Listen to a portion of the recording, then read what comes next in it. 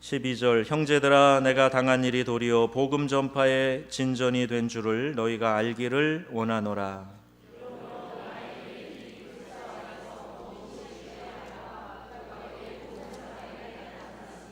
형제 중 다수가 나의 매임으로 말미암아 주 안에서 신뢰함으로 겁없이 하나님의 말씀을 더욱 담대히 전하게 되었느니라.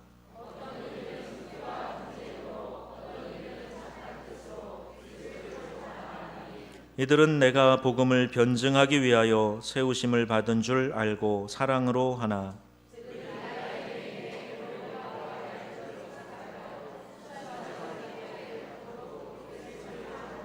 같이 합니다. 그러면 무엇이냐? 거칠애로 하나 참으로 하나 무슨 방도로 하든지 전파되는 것은 그리스도니 이로써 나는 기뻐하고 또한 기뻐하리라. 아멘. 여러분 정말 단풍처럼 멋지고 아름다우십니다. 예배 자리에 모여서 하나님을 찬양하시는 여러분의 모습이 우리 주님 앞에 얼마나 기쁨이 되고 영광이 될까, 그런 생각이 드네요. 또 우리 지난 토요일 산행을 하면서 이렇게 단풍이 아름답구나 하는 생각을 했어요. 그리고 그 아름다운 단풍이 전국에서 한번 와서 보고 싶어하는 이 단풍이 우리 가까이 있음이 얼마나 또 감사했는지 모릅니다. 우리 하나님께서 사시사철마다 이렇게 계절의 옷을 새롭게 갈아입히시면서 우리에게도 아름다움을 주시고 하나님의 창조의 솜씨가 참 묘하고 아름답다 하는 생각을 이번 주간에 많이 했습니다. 하나님이 그 모든 자연 환경보다도 더 아름답게 여기시는 여러분들이 그 삶이 하나님 앞에 더 기쁨이 되고 능력이 충만한 삶이 되시기를 주 예수님의 이름으로 축원합니다. 우리가 흔히 사용하는 표현 가운데 오해를 줄 수 있는 표현들이 좀 있습니다. 기도할 때에요, 감사의 조건이 차고 넘치게 해달라, 이런 기도도 종종 하는데 감사의 조건이라는 표현이 그 가운데 하나입니다. 마치 어떤 조건이 성립돼야만 감사할 수 있는 것이다 라는 생각을 만들어낼 수도 있기 때문에 그렇습니다.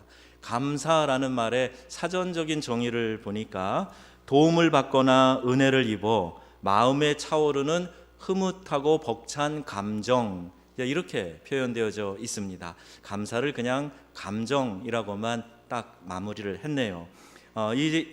이 표현 역시 감정의 영역으로 그치는 것이 약간의 아쉬움이 있습니다.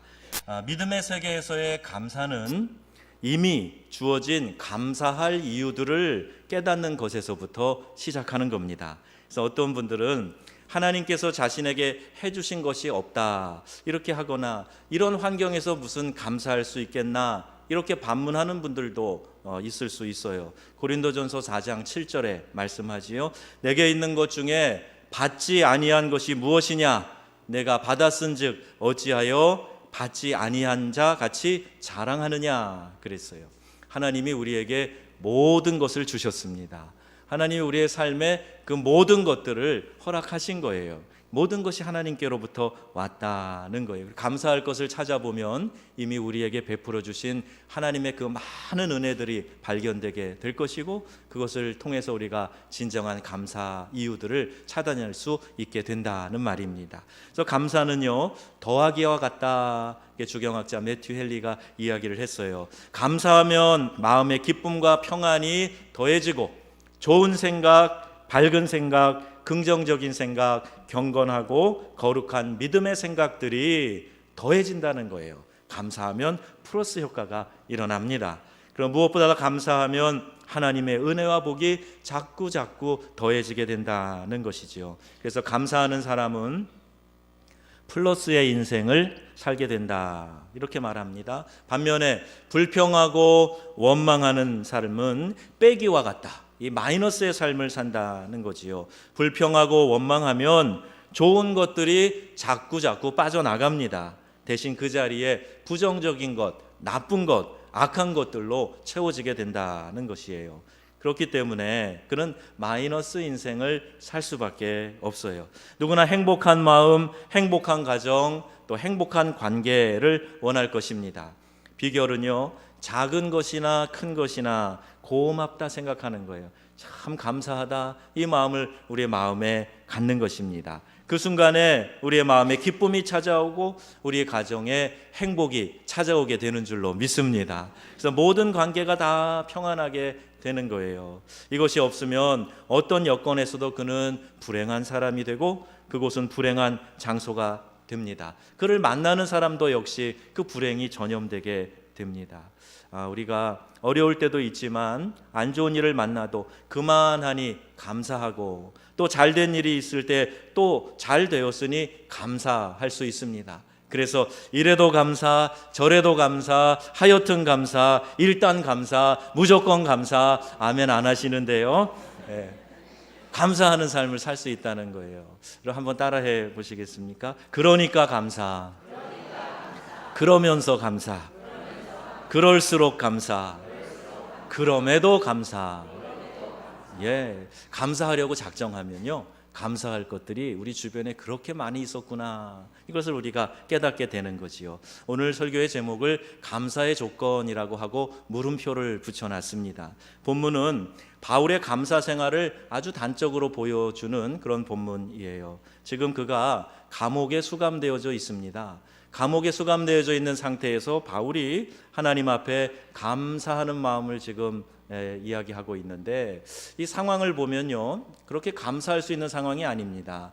사람들이 바울에게 이런 이야기를 하는 거예요. 조직적으로 바울을 반대했던 유대인들이 지금 아주 바울이 수감되어 있는 상태에서 아주 신이 나서 더 열심히 지금 설치고 있다. 또 신자들 중에서도 바울을 반대하는 사람들이 있었다는 겁니다. 상황이 이런데 감옥에 있는 이 바울 때문에 그를 따르던 사람들의 마음은 더욱 초조하고 답답했던 것이지요. 이런 배경에 대해서 바울에게 이야기를 하는데 바울의 반응은요, 좀 다릅니다. 이 보고를 듣고 바울이 이렇게 뜻밖의 반응을 하는 거예요. 나는 기뻐하고 또한 기뻐하노라, 이렇게 말하고 있어요. 한마디로 기쁘고 감사하다는 겁니다. 반대자들이 날뛰고 자신을 따르는 사람들이 고전을 면치 못하고 있는 그런 상황인데 어떻게 이 상황에서 감사하다고 할 수 있는 것인가? 이는 그가 감사의 원리를 터득한 사람임을 유감없이 보여주고 있는 것입니다. 모두가 우려하는 염려 상황을 그는 이렇게 이해하고 있습니다. 형제들아, 내가 당한 일이 도리어 복음 전파에 진전이 되는 줄을 너희가 알기를 원하노라 그랬어요. 자신이 지금 수감되어져 있는 상태인데 복음 전파에 진전이 일어나고 있다고 하니 감사할 일이 아니냐는 거예요. 바울을 반대하고 있던 사람들이 기회다, 잘됐다, 그리고 더 열심히 그들이 복음 전파를 하고 있다는 겁니다. 그리고 바울을 따르는 사람들도 이 기회에 우리가 지면 안 되겠다, 그리고 평소에 좀 미온적이었던 사람들도 막 팔을 걷어붙이고 열심을 내서 복음 전파하고 있으니 이유야 어찌 되었든 그동안 복음 전파에 소극적이고 미온적인 사람들이 바울의 수감으로 인하여 이렇게 더 열심히 그리스도를 전파한다고 하니 결론적으로 복음이 더 널리 확산될 수 있을 것이고 그로 인해서 나는 기뻐하고 감사한다, 이렇게 말하고 있는 겁니다. 물론 근시안적으로 자기 파의 이익만 보면 분명 우려스러운 상황이 될 수 있습니다. 그러나 주님의 복음 전파라는 넓고 큰 궁극적인 안목으로 보면 기뻐할 일이고 감사할 일이에요. 우리는 이렇게 믿음의 눈으로 멀리 볼 수 있어야 됩니다. 우리 교회들을 보면요, 어떤 교회들은, 큰 교회들은 이 교회 안의 기관들끼리, 사역팀끼리 선한 경쟁을 넘어서서 이런 집단 이기주의를 갖는 경우도 더러 있더라고요. 또 어느 지역에 가보면 교회가 내 교회만 부흥해야 된다고 생각하고 주변의 교회가 어려움을 겪을 때 오히려 그것을 관심을 가지고 쳐다보면서 그를 위해 기도해 주는 것이 아니라 오히려 우리 교회의 이익을 얻을 것은 없는가, 이런 나쁜 마음을 갖는 것도 있어요. 이건 옳지 않습니다. 바울처럼 신앙의 눈으로, 믿음의 눈으로 하나님 나라의 개념으로 바라보고 우리 모두가 다 복음 안에서 승리하고 그리스도의 복음이 널리 전파되는 일에 최선을 다하겠습니다, 이런 믿음의 결단과 안목이 귀한 성도의 삶을 만들어 주는 줄로 믿습니다. 둘째, 복음 전파의 새로운 문이 열리게 되었다는 거예요. 바울이 지금 자신이 수감된 것을 복음 전파의 지평을 확장시키는 계기가 되었다, 이렇게 보고 있습니다. 즉 로마에 있는 고위층들에게 복음을 전할 수 있는 기회를 그는 얻게 되었다는 거예요. 일반 죄수와는 다르게 가이사랴에서 로마까지 호송을 했던 로마의 백부장들과 그 부하들이 이미 확인한 사실이에요. 사도행전 27장 자세히 기록되어 있습니다. 그 사실이 그가 수감되어져 있는 시위대의 뜰 안에 이미 소문이 났을 겁니다. 그 바울 선생님은 달라. 그가 믿는 그 진리의 도는 정말 특별해. 능력이 있어. 이런 이야기들이 지금 그 시위대 뜰 안에 사람들에게 전파되게 된 거예요. 아직까지 그가 수감은 되었지만 시위대 안에서 그가 이 죄를 정죄받은 것이 아니라 미결수 상태에 있었기 때문에 사람들을 자유롭게 만날 수 있었던 거예요. 그러니까 그 시위대 뜰에 있을 때 로마의 고위 관직에 있는 사람들이 왔다 갔다 하면서 저 사람이 바울이래. 그리고 와서 말을 붙여보는 사람도 있을 것이고 복음의 도에 대해서 전해 듣는 사람도 있었지 않았겠습니까? 그래서 이것이 바울이 내가 지금 특별히 주 예수의 복음을 전파할 수 있는 좋은 기회를 맞이했다 생각하면서 오히려 나는 기뻐한다, 이렇게 이야기하고 있는 겁니다. 여러분, 이렇게 특별한 믿음을 가진 사람, 또 어떤 특별한 감동을 느끼게 되었을 때 우리 사람들은요, 그 사건에 대해서 소문을 내게 되어 있습니다. 여러분이 어디 가서 맛있는 것을 아주 저렴한 가격에 드셨다 그러면 어디 가서 누가 얘기하라고 안 해도 여러분 다니면서 그 얘기 하잖아요. 거기 한번 가봐, 참 맛있어, 야 그리고 가격도 저렴해, 이런 얘기 하지 않습니까? 이게 입소문이에요. 우리 복음 전파도 입소문의 효과가 아주 뛰어납니다. 우리 명성교회가 이 지역에 그래도 좋은 소문이 많이 난 것 같아요. 내 지역에 나가서 복음 전할 때 사람들이 참 긍정적이고 호응을 좀 잘해주는 걸 봅니다.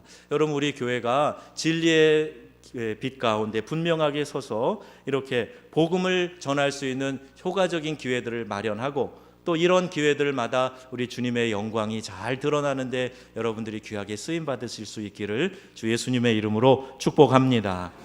이렇게 바울은요, 시위대 뜰에 갇혀 있으면서도, 로마 감옥에 있으면서도 빌립보서를 비롯해서 에베소, 골로새, 빌레몬서 같은 서신서를 기록하여 복음 전하고 교회들을 견고하게 세울 수 있었으니 이 또한 나에게 기회가 아닌가, 이렇게 생각하고 감사하고 있었던 겁니다.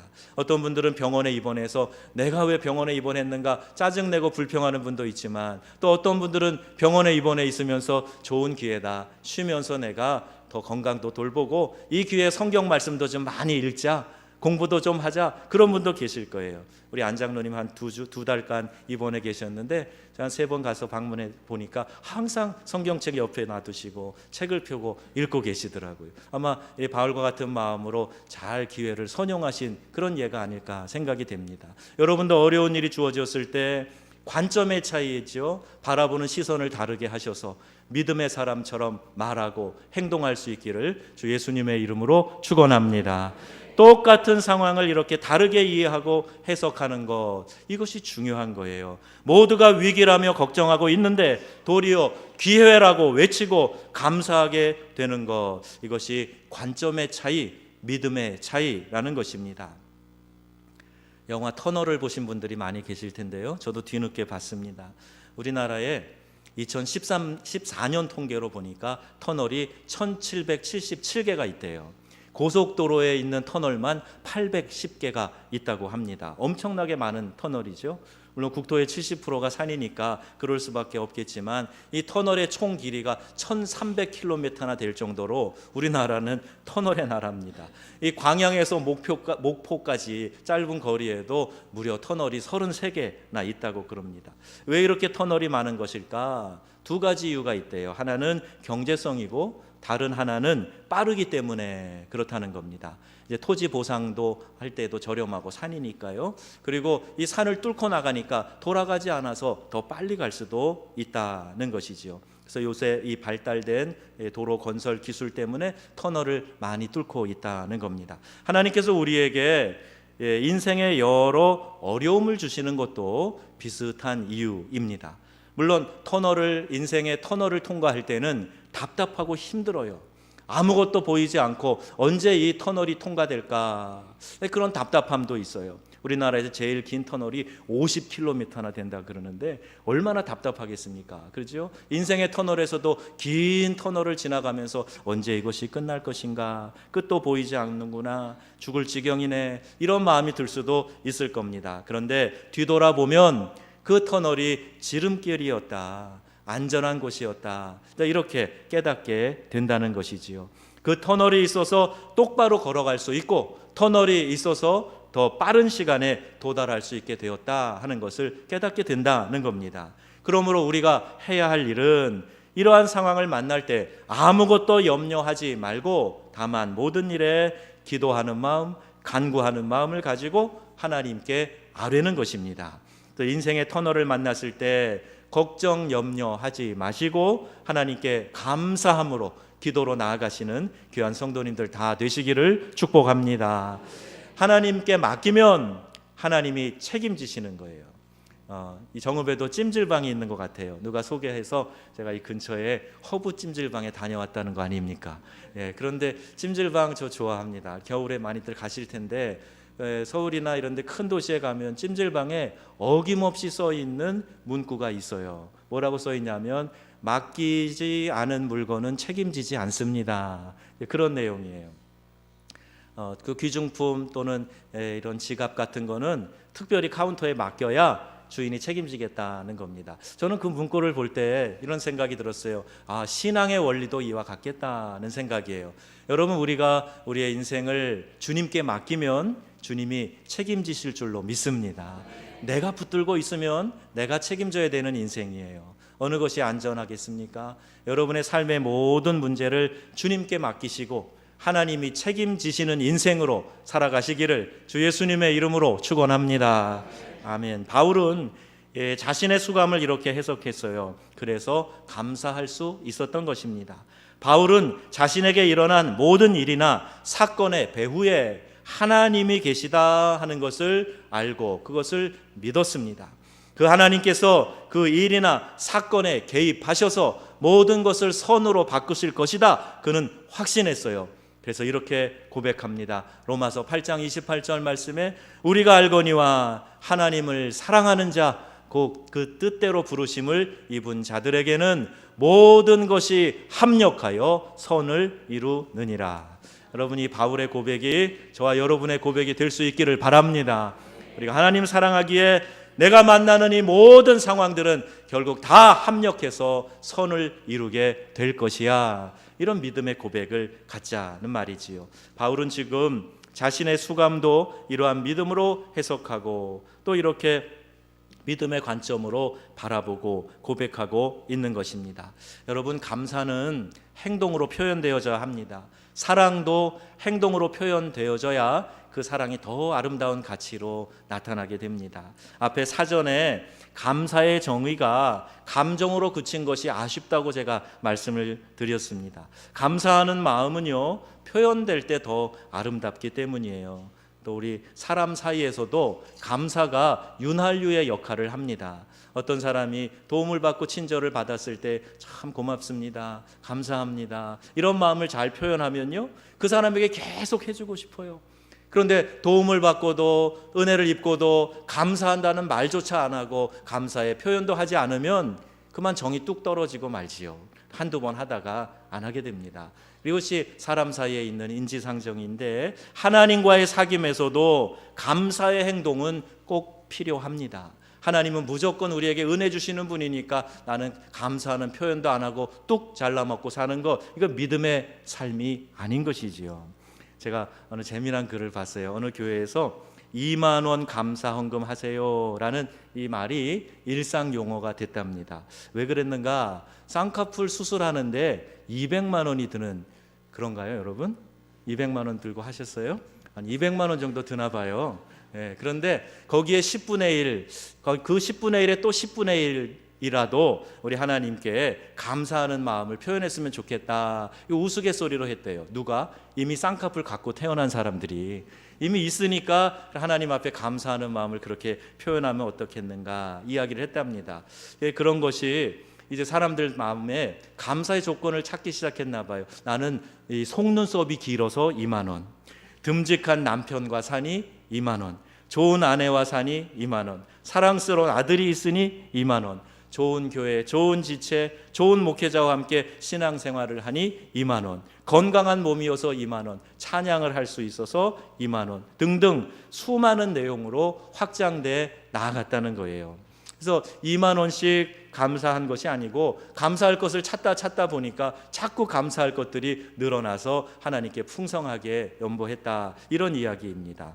그래서 2만 원 감사헌금 하세요라는 말은 돈 얘기가 아니라, 단순한 구호가 아니라 감사의 제목을 찾아가는 경건한 문화가 되었다는 고백이었어요. 삶을 윤택하게 하고 감동의 사람으로 변화되게 하는 좋은 운동이라, 이렇게 생각을 합니다. 작년에 강문호 목사님 간증을 드렸습니다.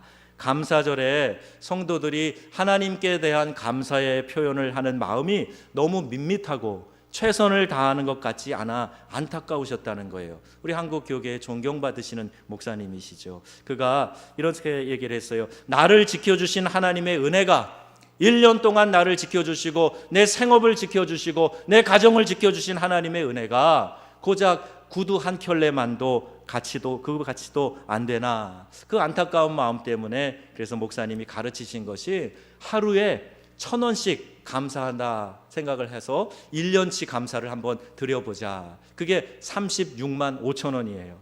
그래서 365 감사헌금 그 얘기를 교인들에게 했더니 교인들이 앞을 다투어서 실천을 했다 그랬어요. 또 강문호 목사님 자신이 나이 꽉 찬 딸 시집 보내게 된 드라마틱한 간증도 거기에다가 해 주셨습니다.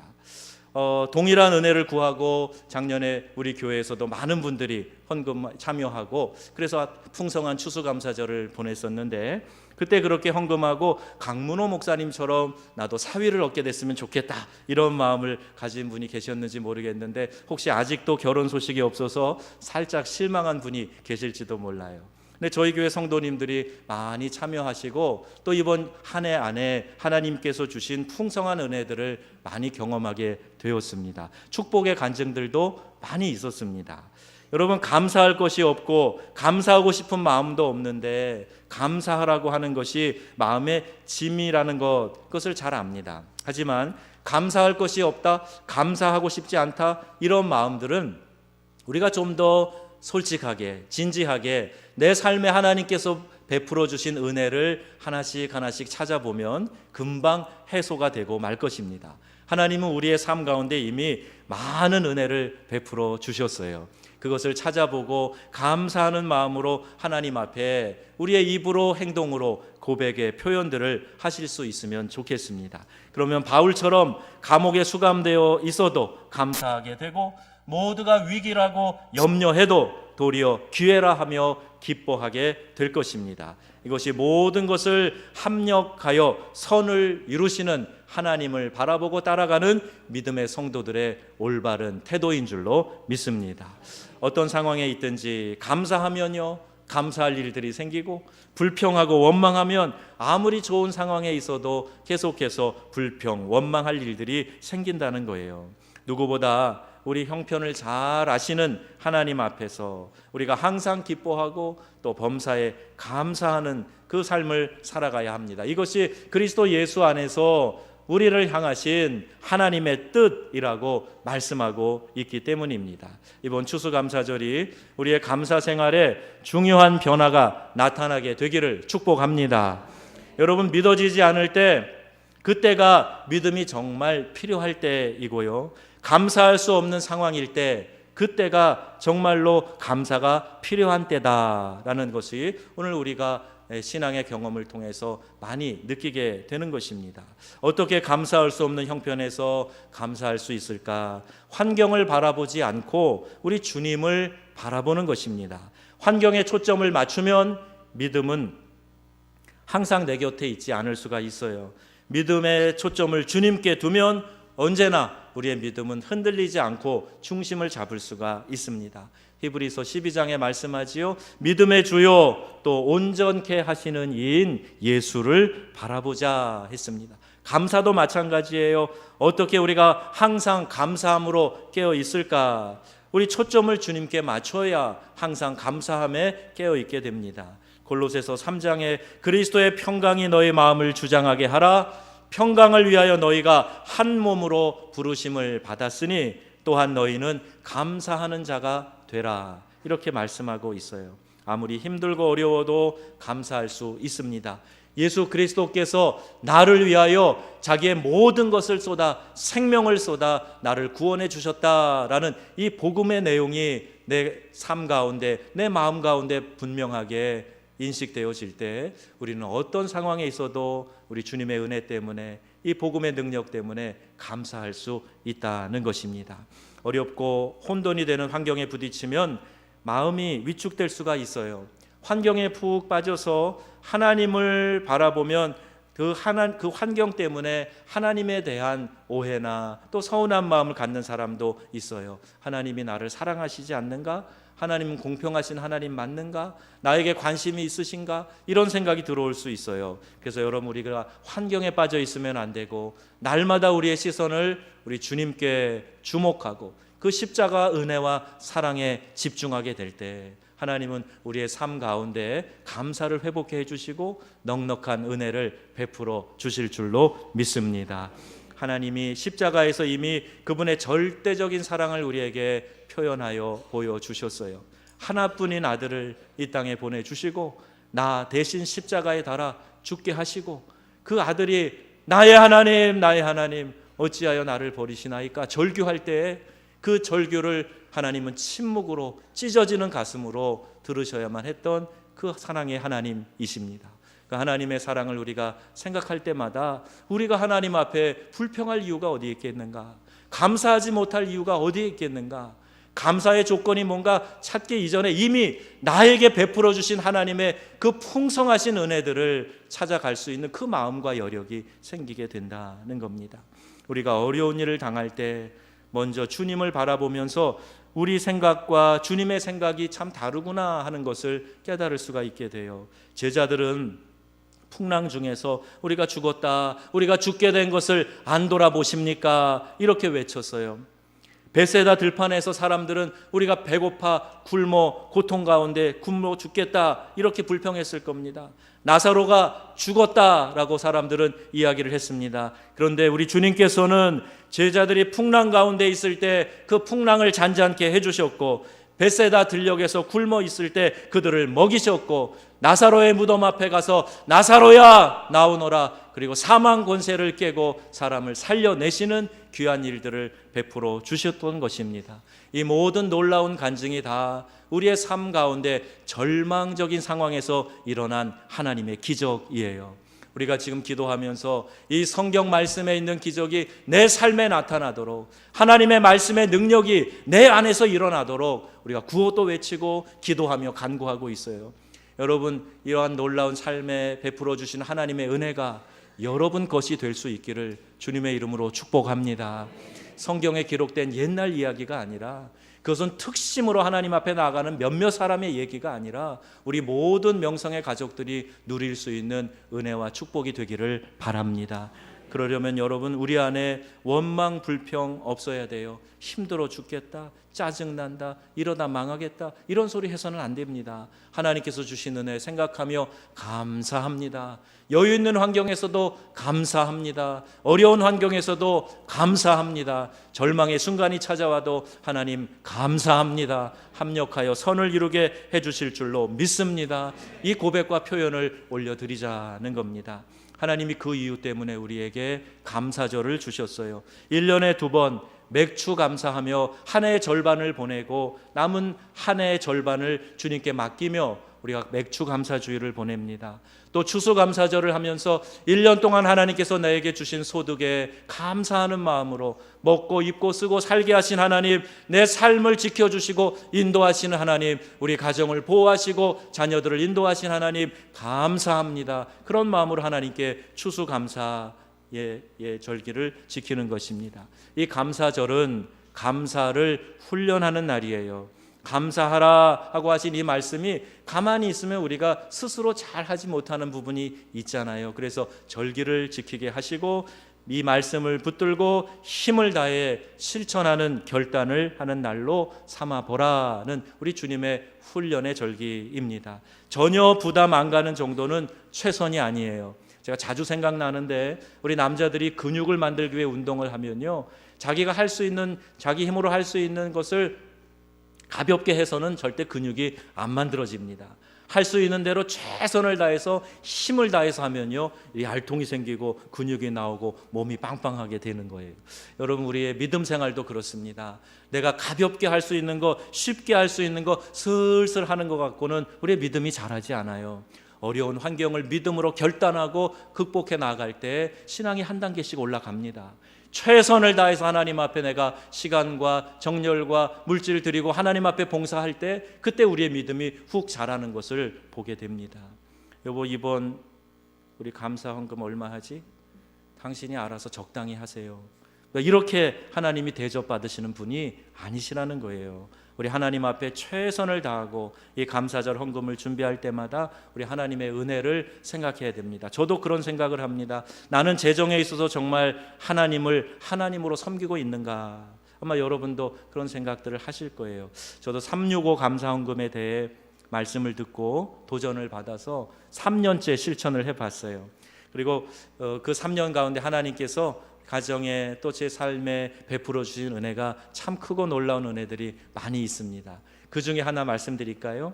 그 중에 하나 응답이 명성교회 부임해서 여러분을 만나게 된 것이라고 저는 믿습니다. 일부 예배보다 아멘 소리가 적은 것 같으네요.